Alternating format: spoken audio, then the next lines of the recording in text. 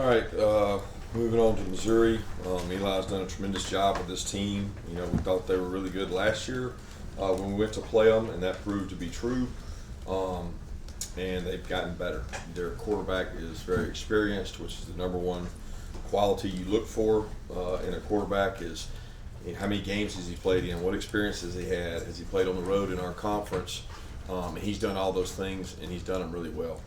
They're using him and his legs and his ability to run really well. He's a competitor. He's fast on tape, and he's playing at a high level. And he's doing it with some weapons offensively. They're really good defensively, extremely aggressive. One of the best defenses we've played against since we've been here, and even last year. They were just dominant and just love the style of play they have. They're aggressive and get after you, and they're doing the same things this year. So all in all, a very well-coached team. They do a great job. Probably could be very easily be undefeated. That game was back and forth with LSU, and coming off a week off, we'll need to get ourselves prepared for a battle at home.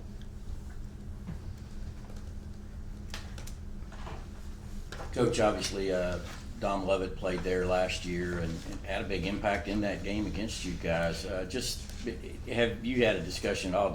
Does there even need to be a discussion about it? I'm sure he's going to be particularly fired up about this game and his old buddy Luther Burden. I think he's fired up for every game. I mean, Dom's a great kid. What a quality young man he is. He works really hard. He's busting his butt since he's been here. Been very humble and bought into what we've asked him to do and being selfless. And he's tried to improve his game as a blocker. It's one of the things he had to work on. But I'm not overly concerned about that as much as it is a deal story for you guys. It's not for him. It's the next opponent. Kirby, Missouri seems to be recruiting better than they have in years. Can you talk a little bit about going up against them on the recruiting trail, and what do you remember from the Luther Burden recruitment? Luther's a great player. I mean, everybody in the country wanted Luther. It wasn't just us. I mean, everybody.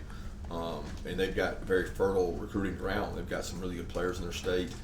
Eli does a really good job of taking that circle and saying 5-hour radius. Because of where they are geographically, they don't cross with a lot of the SEC schools like maybe we do with each other.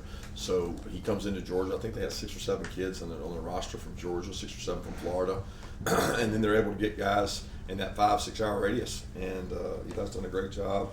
I mean, you got a great program to sell when you create environments like we played in last year at their place. When you play on national TV and you play the style of play they played really well on the road against Kentucky. So he's got a product to put out there and sell to kids to come play there.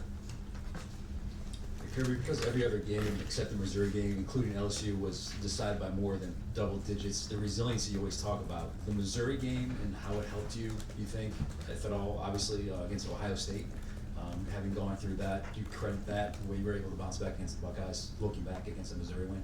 Yeah, it helped. It helped,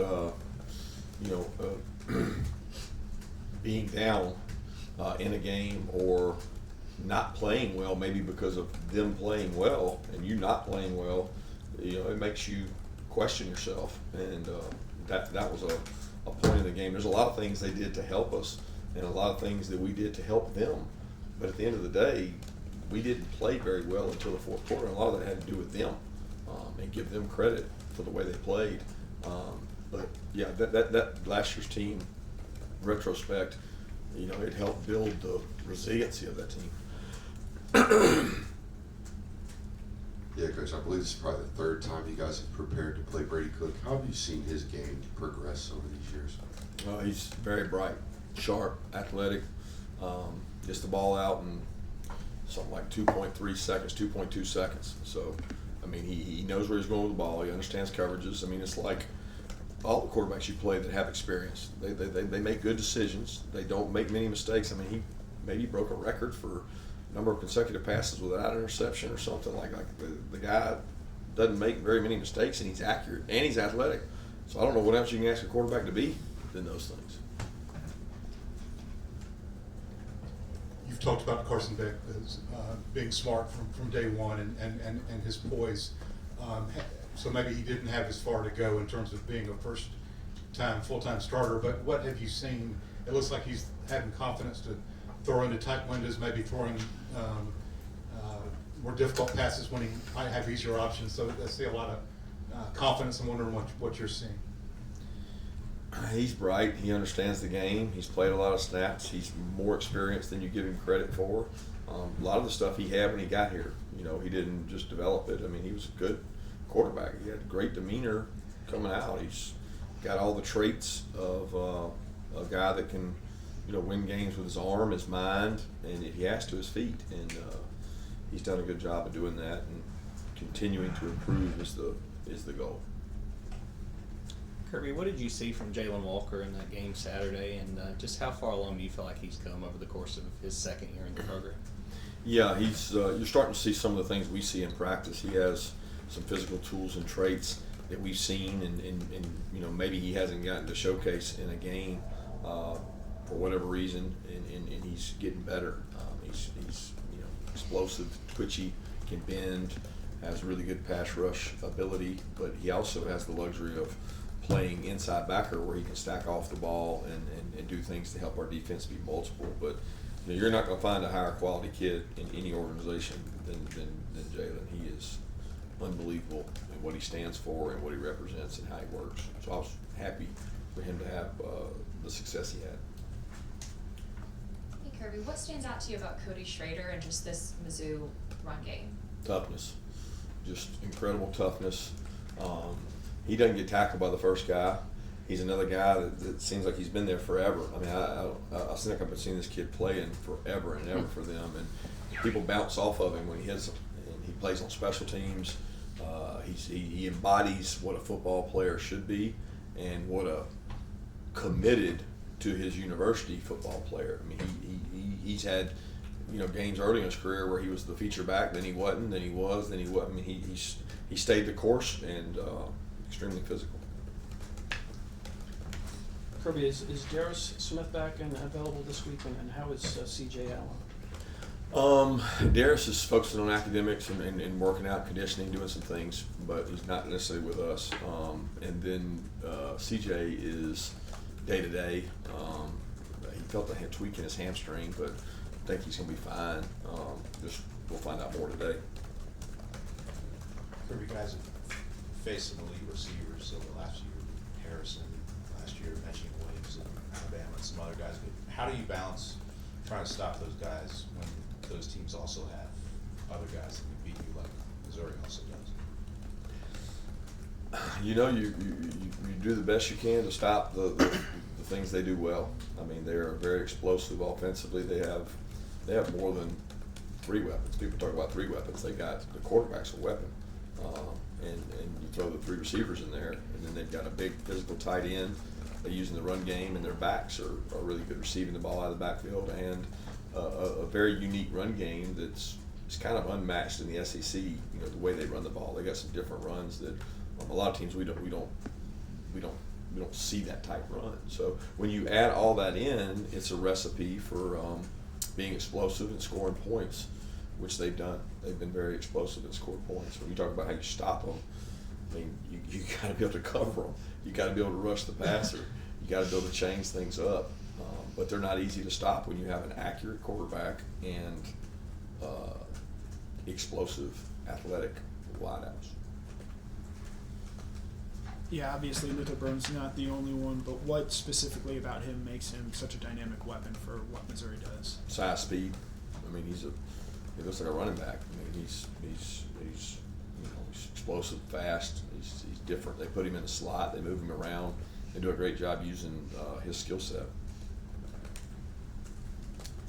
This is kind of right on that alley, but obviously they use him in a slot a lot. Burden, since Dom left, he seems to absorb that role. How do you feel like you guys are doing? A lot of times, I guess, Tyre, your star, ends up on that slot, but it switches around. How are you guys doing specifically on defending that slot position? I think it depends on the coverage. We got a lot of variance in our defense in terms of multiple ways to play the slot and do things, and they got multiple ways to move him around. They can make him the slot. They can make him a running back. They can make him the X, the Z. They're very unique in their ability to slide guys to spots, and they don't do it just based on plays.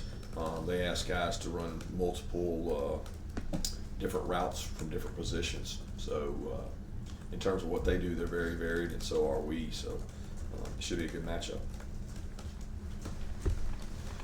Didn't see Dan on the trip on Saturday. What's his injury and availability for this week? Yeah, he's dealing with bursa. His knee has a bursa sac in there that's been bothering him. He actually got infected, and he Vanderbilt game. It happened while we were there. Didn't find out till the morning, so we didn't get him Vanderbilt game last minute, and then he was unable to go, last week. And we're hopeful to get him back this week and give us some extra depth in secondary.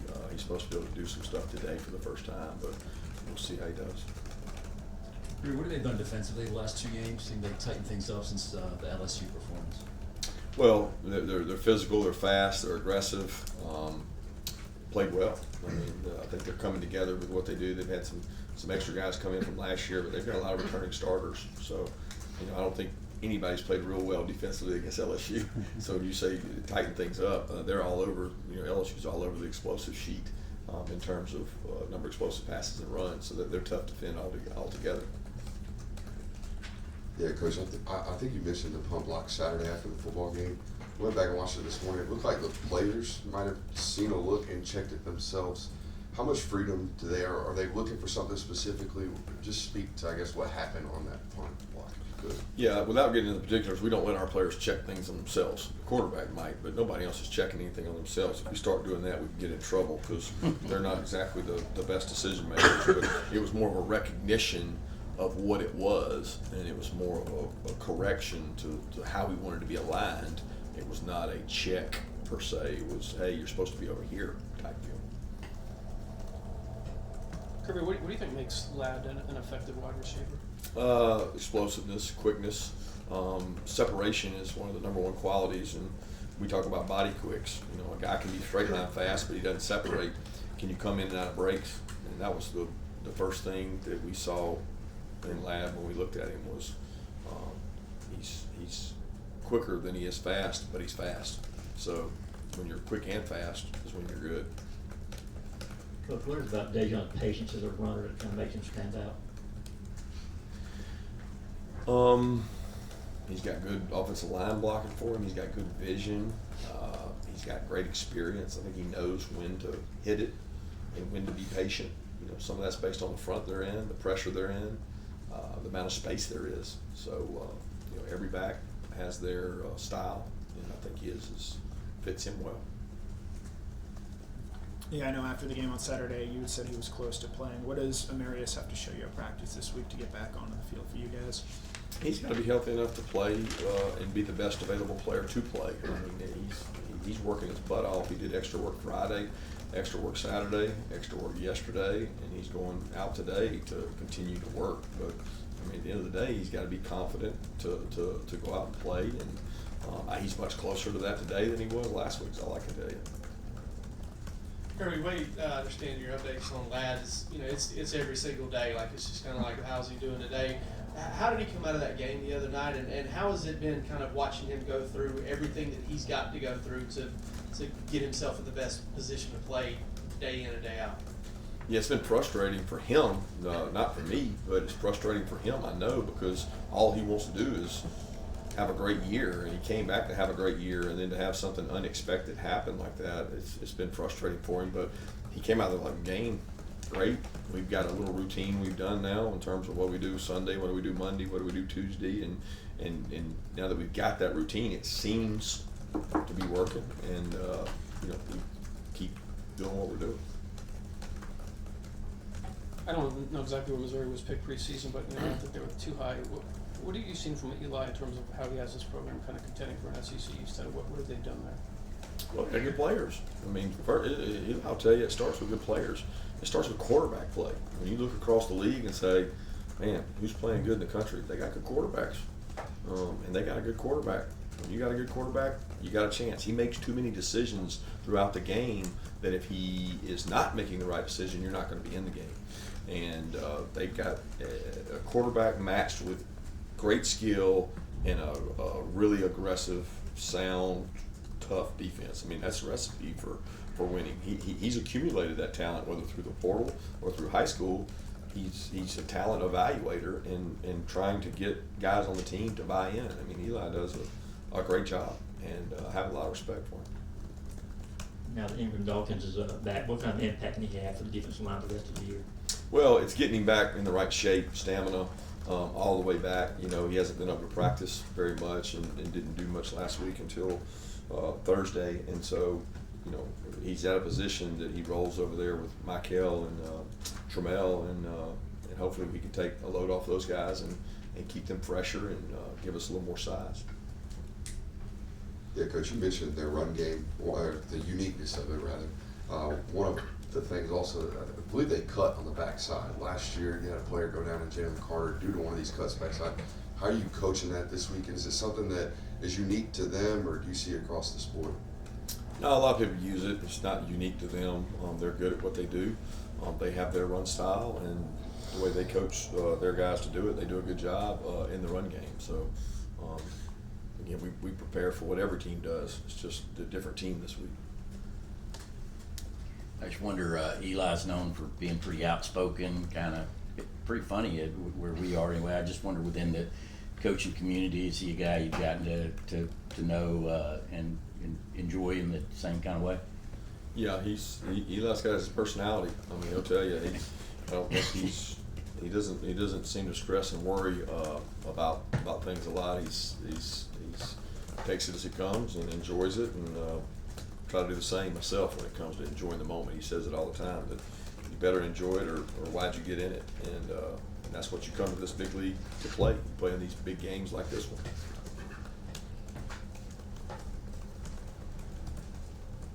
Time for one or two more, anybody?